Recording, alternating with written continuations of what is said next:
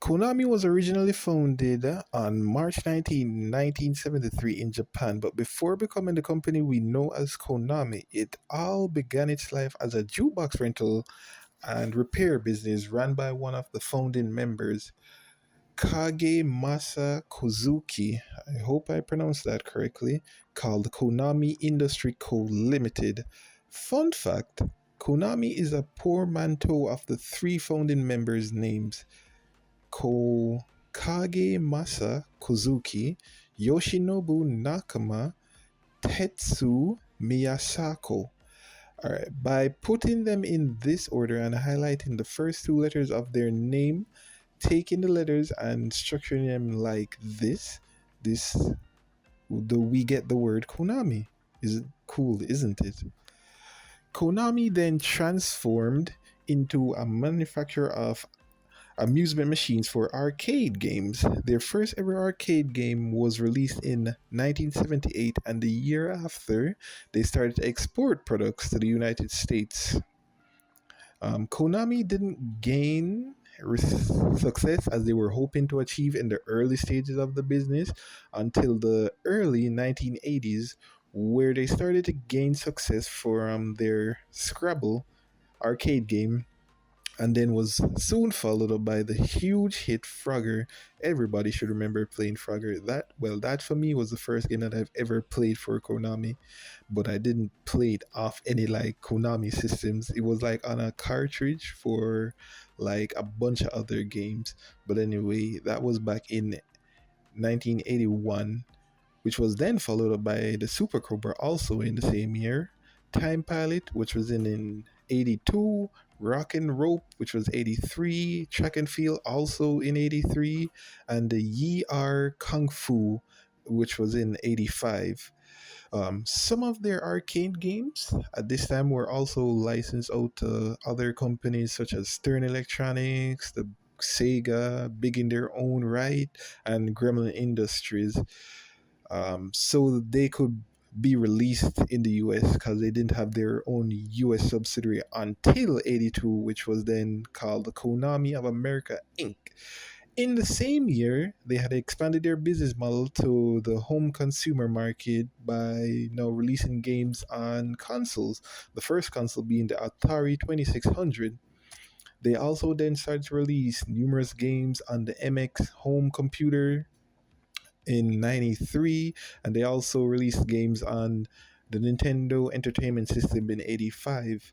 Numerous Konami heavy hitters were also established for both platforms as well as in the arcades, these being Gradius, Castlevania, Twin B, Gang Bear Goemon, hope I pronounced that correctly, Contra, as well as Metal Gear.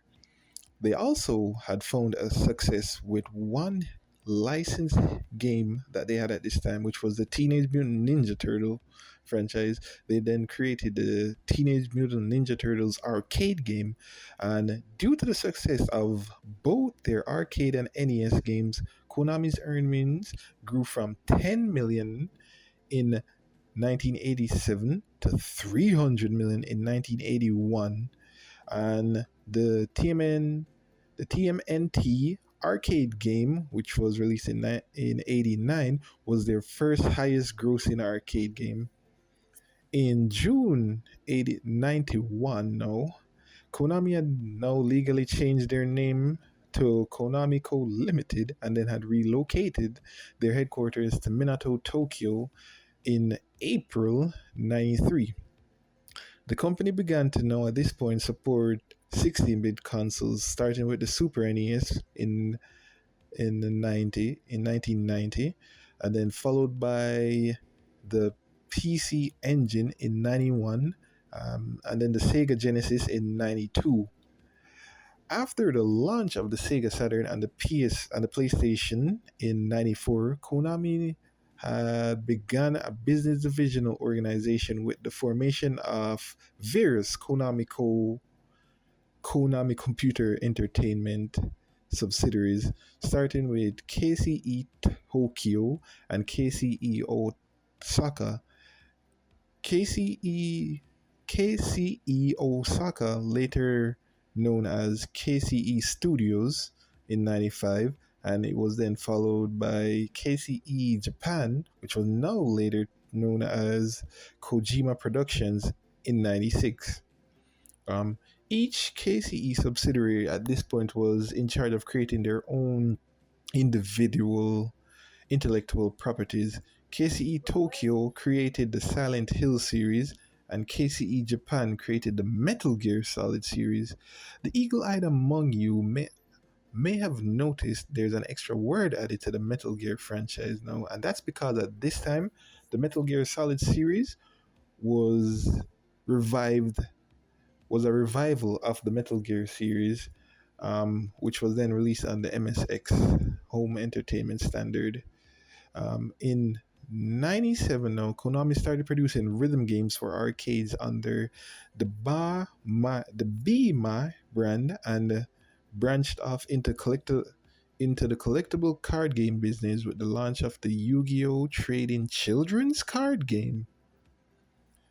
In July 2000 now, Konami had changed their legal name to Corporation, but they had kept their Japanese name the same, so they're still called Konami Co Limited in Japan.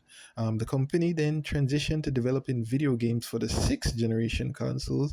They also branched off into the health and fitness business by acquiring the People Co Limited and Dai Olympic Sports Club Inc. Hope I pronounced all of that correctly. Um, in August 2001, now, the company had invested in another video game publisher, Hudsoft. Y'all may know Hudsoft as being the developers behind Bomberman, Bloody Roar, Far East of Eden, Adventure Island, Star Soldier, and Bonk. In March 2006, now Konami had merged all their video game development divisions into one new subsidiary known as Konami Digital Entertainment Co. KDE. Because at this point in time, the main company had at this point become a holding company. In April 2015, Konami had delisted itself from the New York Stock Exchange following a dissolution of their Kojima production subsidiary. In an interview around the same time, um, Nikkei, I hope I pronounced that correctly, Trending Net published in May, the newly appointed president of Konami the Gaming Development, Hideki Hayakawa, I hope I pronounced all of this right, announced the Konami would be shifting their focus towards mobile gaming for a while, claiming that the mobile market is where the future of gaming lies. The trade name of the company was then changed from Konami Corporation to Konami Holdings Corporation during the same time. In 2017, now, Konami announced that they would be reviving some of the company's other well-known video game titles following the success of the Super Bomberman R on the Nintendo Switch. In early 2020 now, Konami had now moved their headquarters to the Giza district of Tokyo, which has a esports section, because that around that area is where the esports um, was just blowing up around the time, so they wanted to get a piece of that pie. Konami had then now announced a major restructuring of the Konami Digital Entertainment on January 25th, 2021, which included the dissolution of its product divisions 1, 2, and 3, which would then be reconsolidated in a new structure, which would have then been announced at a later time.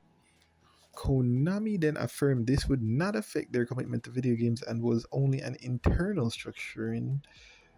In July 1st, 2022, Konami had now changed their corporate name again from Konami Holdings to Konami Group Corporation. With the amount of name changes that Konami's gone through their entire life, they're more confused than a 16-year-old girl going through an identity crisis. My goodness. In April 2023, Konami had announced that it has opened a new studio in Osaka, Japan. The new office is located in Osaka Umeda Twin Towers South building. With this, it will now support developers in their efforts to both grow and endure over the coming decades. Konami had now suggested that new building would be a core entity in the studio's current and future projects, noting that it hopes that Konami Osaka will encourage sustainable growth for over the next 50 years. So that's pretty much the history of Konami. Well, more or less, because Konami has dabbled into the film production as well as they've created their own computer. Um, Not really interested in talking about any of that, to be honest with you. They've also found themselves in many a controversy, especially with Kojima Productions.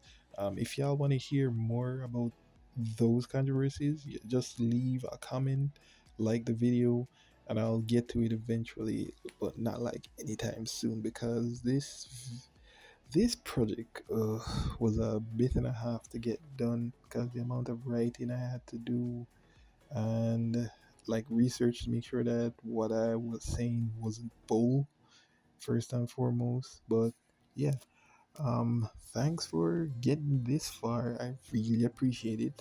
Thanks for supporting the channel for as long as you have been supporting. Any new supporters, yeah, this is also your thanks for supporting the channel. And I'll see you guys in the next one. Continue to be great, live up to your expectation, and always remember peace, love, and prosperity. Bye.